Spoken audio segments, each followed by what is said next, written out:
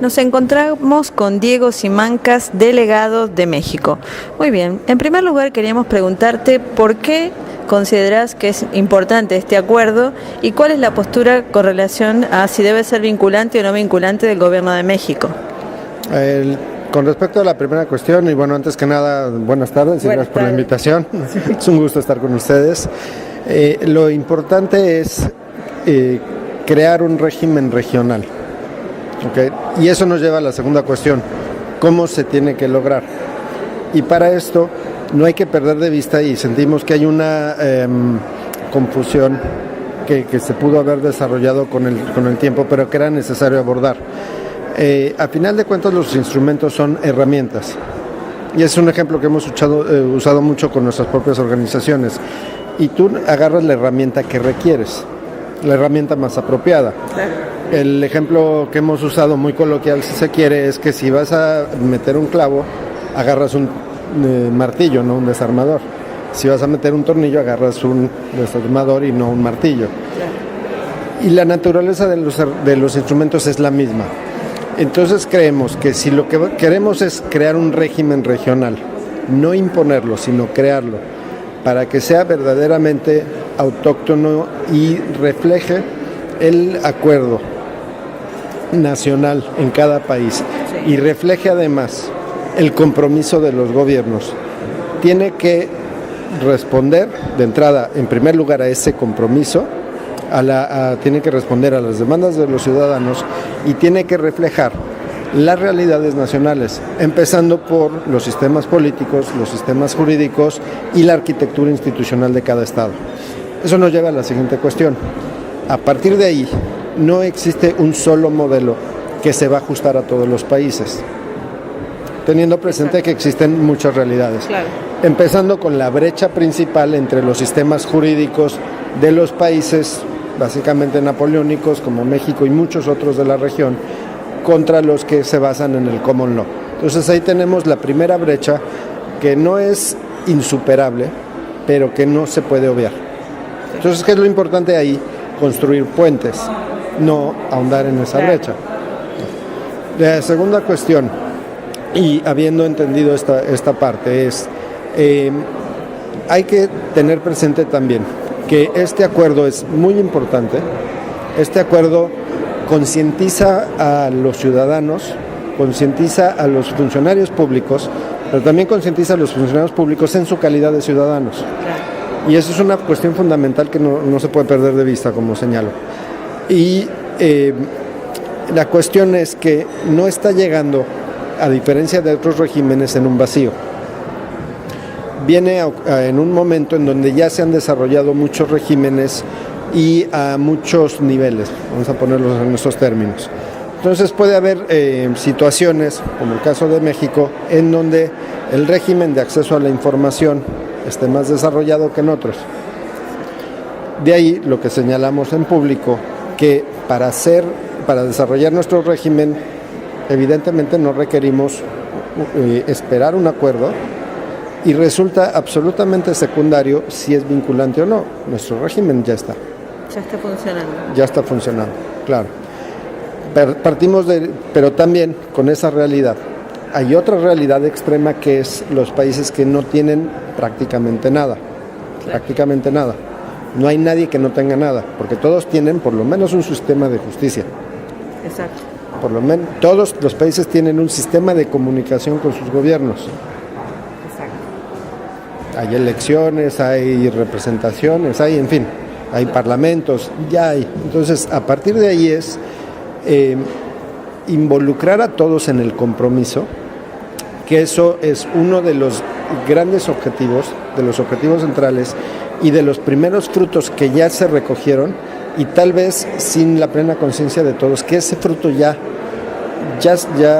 nació, ya creció y ya maduró. Claro, es un logro. Que es lograr el compromiso de todos de crear, desarrollar, fortalecer o mejorar sus propias capacidades. Y eso es lo que nos da el régimen regional, la existencia de capacidades en cada país. Correcto. Entonces, por eso lo señalamos. El acuerdo, tenemos que ver cuáles son los objetivos y entonces tenemos que ver qué herramienta. Si tiene que ser jurídicamente vinculante o no.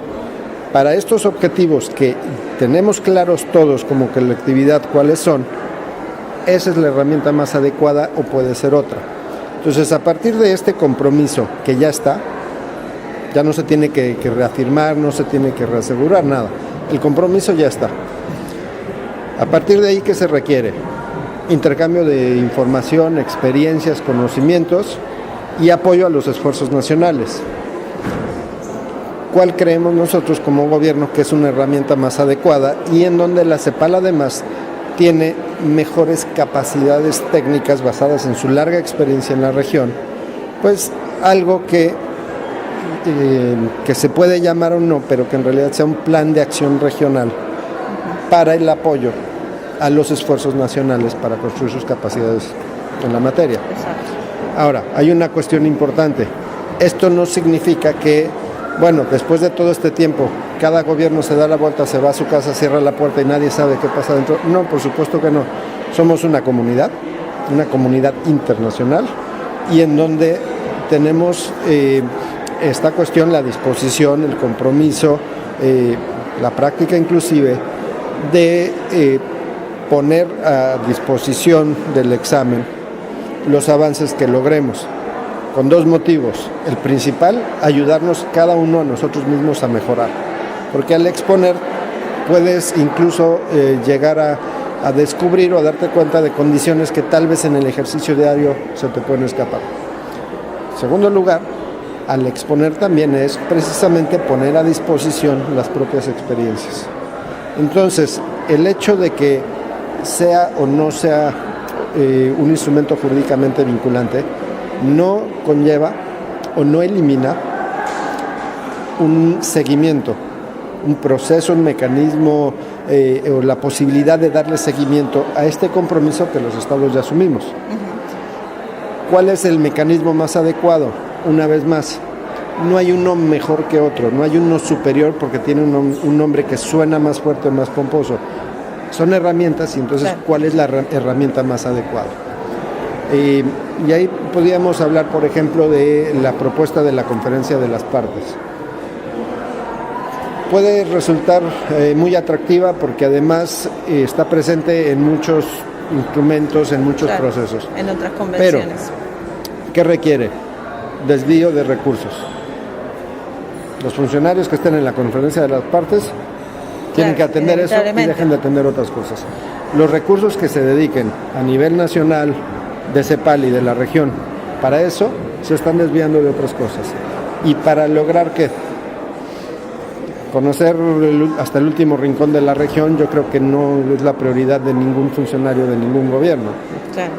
Puede darse este seguimiento, puede darse este ejercicio de revisión de los avances en otro contexto que no nos desvíe los recursos humanos, financieros, de gestión y demás.